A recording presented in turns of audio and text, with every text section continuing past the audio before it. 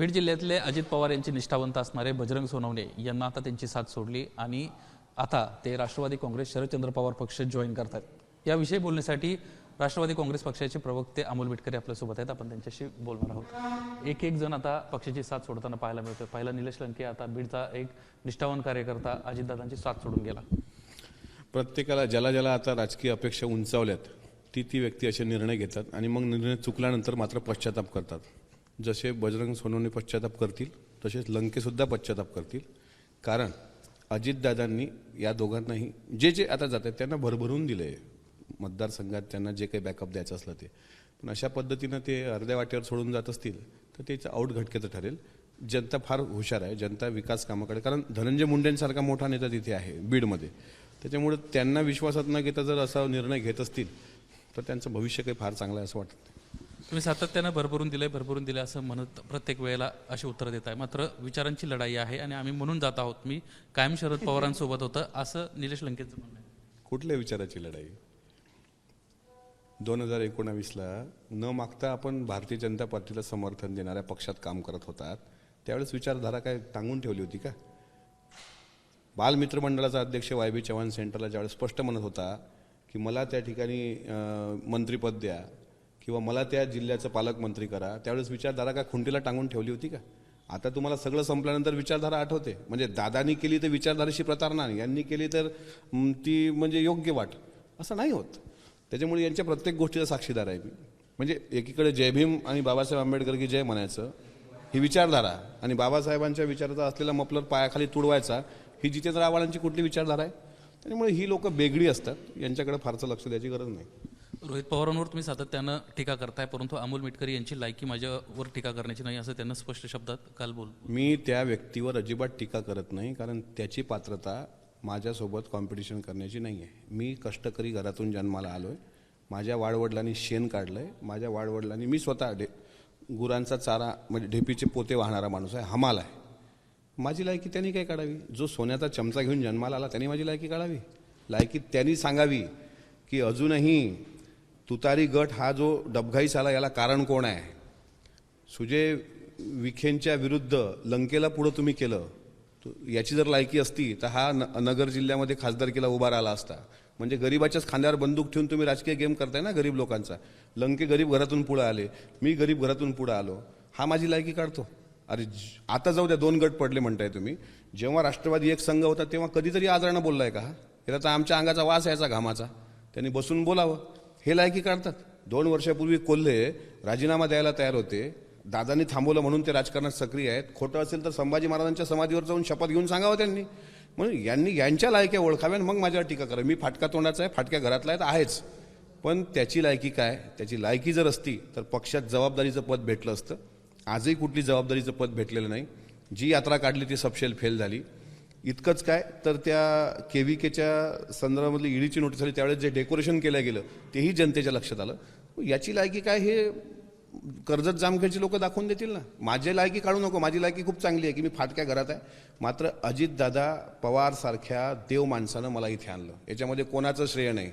मी तुम्हाला स्पष्ट सांगतो, आज चॅनलच्या समोर विषय निघाला, राष्ट्रवादी एक संघ असताना याच्यामध्ये कोणाचंही श्रेय योगदान नाही।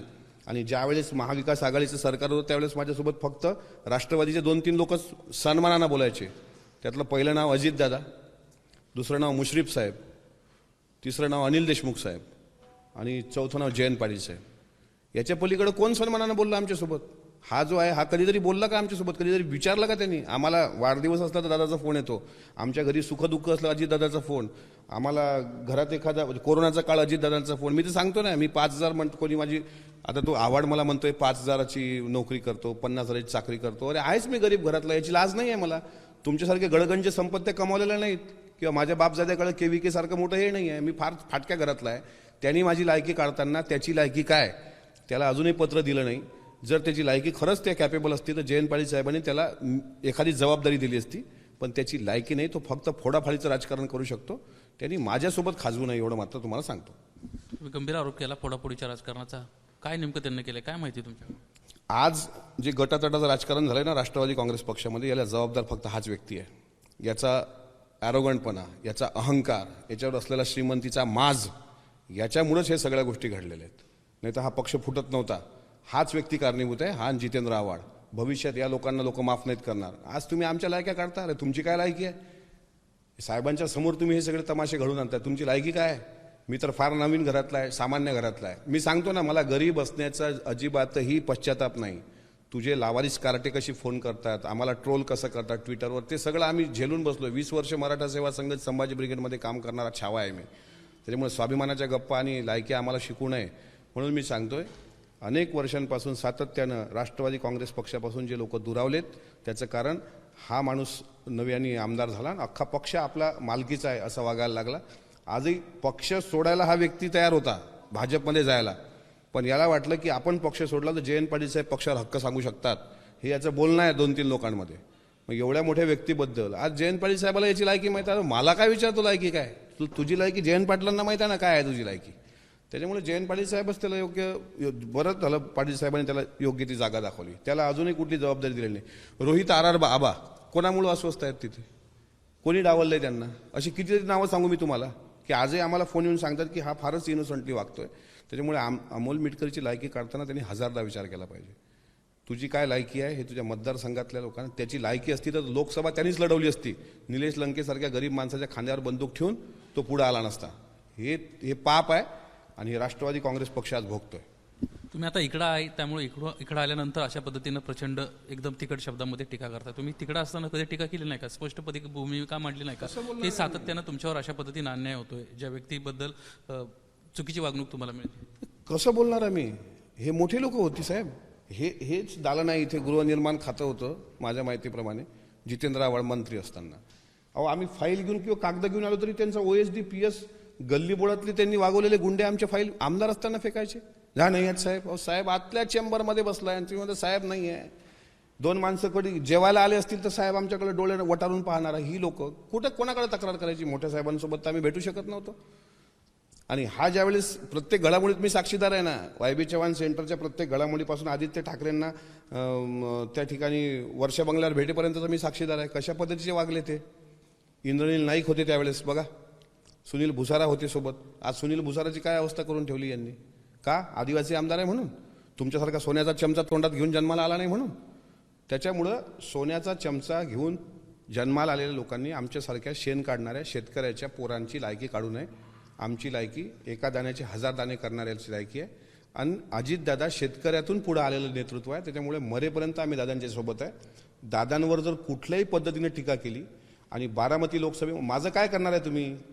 करून काय करणार आहे? माझी बदनामी करतील, काही नसलं तर चारित्रहनन करतील, काही नसलं तर माझ्या जिल्ह्यातले लोक हाताशी धरून किती तो डॅमेज आहे त्याला तोंड दाखवायला जागा ठेवणार नाही याच्या पलीकडे, किंवा जीव घेतील ना, मारू शकतात. पण ज्या माणसाचं मी मीठ खातो ना, ज्या धन्याचं मीठ खातो, त्या अजित पवार नावाच्या देव माणसासोबत मी मरेपर्यंत प्रामाणिक आहे. कारण मला राजकीय ओळख अजितदादांनी दिलेली आहे. त्याच्यामुळे दादावर जो बोलला त्याला त्याच तोडीस उत्तर दिलं. तो कोणी असो, चाहे कोणी असो, आम्ही आमच्या जन्म देणाऱ्या मायबापाचं ऐकणार नाही. कारण दादांनी आम्हाला इथपर्यंत आणलंय. आणि हे काय, मी बरोबरीचा आमदार झालोय ना, म्हणजे विधानसभा आणि विधान परिषद बाजूला बसल्यानंतर तो अहंकार येणारच आहे. ज्यावेळेस मी पहिल्यांदा आमदार झालो त्यावेळेस याचं वागणं बघा तुम्ही. हा आमची लायकी काढतो. बरं, याच्यावर ज्या वेळेस गंडांतर आलं, याच्यावर कोणी बोललं असेल तर अमोल मिटकरीच पुढे गेला ना. अमोल कोल्हेनी नथुराम गोडसेचा रोल केला, त्यावेळेस अमोल कोल्हेला बोलणारा पहिला व्यक्ती जितेंद्र आव्हाड होता. त्यावेळेस छातीची ढाल करून अमोल मिटकरीच पुढे होता. याच्यावर ज्या वेळेस पडळकर बोलला त्यावेळेस पडळकरला त्याच भाषेत उत्तर दिलं. तुम्ही काय बोलता? कोणाबद्दल बोलताय? आम्ही ते परिवारात राहिलेलो आहेत. फक्त आमच्यावर संस्कार आहेत आमच्या गरीब आईबापाचे. आम्ही श्रीमंताच्या घरी जन्माला आलो नाही, हे आमचं दुर्भाग्य नाही आहे. पण आम्ही गरिबीत जन्माला आल्याची जर टिंगल करत असाल, तोडीस तोड मतदारसंघात येऊन उत्तर देणार मी. त्याचे काय अंडे पिल्ले नाही आहेत, त्याचे काय नाही आहेत आमच्याकडे. पण तरी दादानी सांगितलं जाऊ द्या, तो लयच बोलायला लागला. त्याच्यामुळे लायकी काय तुम्ही दाखवून देईल ना, काय लायकी दाखवून देईल. तुम्ही अजितदादांसोबत आहात, अजितदादांची बाजू तुम्ही सक्षमपणे मांडताय. परंतु अजितदादा परवा ज्या पद्धतीनं बोलले की मी मोक्यातल्या आरोपीला सोडलं, ज्या पद्धतीनं निरावागजमध्ये बोलले, तुम्हाला हे पटलं का अजितदादांचं असं वागणं? एखाद्या मोक्यातल्या आरोपीला, ज्याचं 2 वेळा आरोपपत्र दाखल झालेलं आहे, संघटित गुन्हेगारीमध्ये त्याचं नाव आहे, आणि अशा व्यक्तीला अजितदादा सर्वांसमोर म्हणतात की तुला वाचवलंय.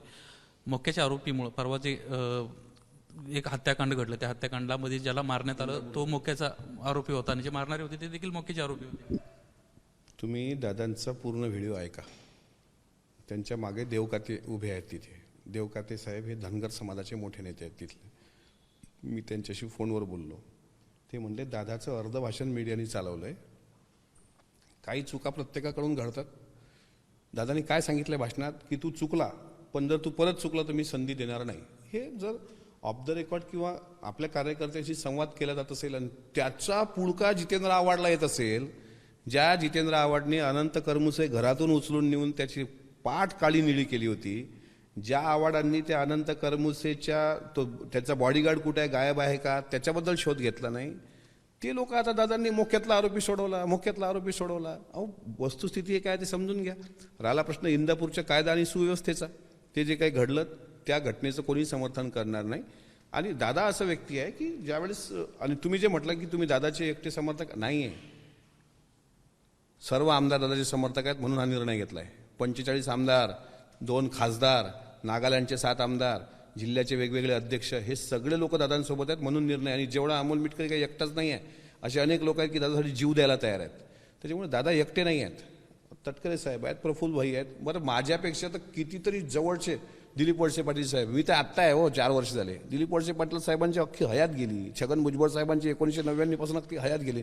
ती लोक वेडी आहेत का? हा एकटा शहाणा आहे का? त्याच्यामुळे दादांच्या विधानाचा विपर्यास करून त्यांना आरोपीच्या पिंजऱ्यात उभं करायला लावणं, पहाटेच्या शपथविधीमध्ये सुद्धा तेच आरोपीच्या पिंजऱ्यात नेणं, हे जाणीवपूर्वक केलं जाते डॅमेज करायला. पण जिथे जिथे तुम्ही डॅमेज करताय ते बुमरँग त्यांच्यावर होते. त्याच्यामुळे दादांवरची जेवढी माझी निष्ठा असेल त्यापेक्षा जास्त निष्ठा असणारे लोक दादांसमोर आहेत, सोबत आहेत, फक्त ते दिसत नाहीत. मी दिसतो तुमच्या माध्यमातून. धन्यवाद सर आमच्याशी बातचीत केल्याबद्दल. आपण पाहतोय ज्या पद्धतीनं सध्या अजित पवारांना आरोपीच्या पिंजऱ्यामध्ये उभं केलं जात आहे, त्यावेळेस ह्या निमित्तानं अमोल मिटकरींनी एक प्रश्न उपस्थित केला आहे की ज्यांच्या बाबतीत म्हणजे जितेंद्र आव्हाडांना ज्या पद्धतीनं बॉडीगार्डचा विषय त्यांच्या आहे, अनंत करमुसे प्रकरण आहे, या प्रकरणामध्ये नेमकं पुढं काय झालं याचं उत्तर त्यांना द्यावं. कॅमेरामन योगेंद्र गुप्तासह निलेश बुधावले, एबीपी माझा, मुंबई. एबीपी माझा, उघडा डोळे बघा नीट.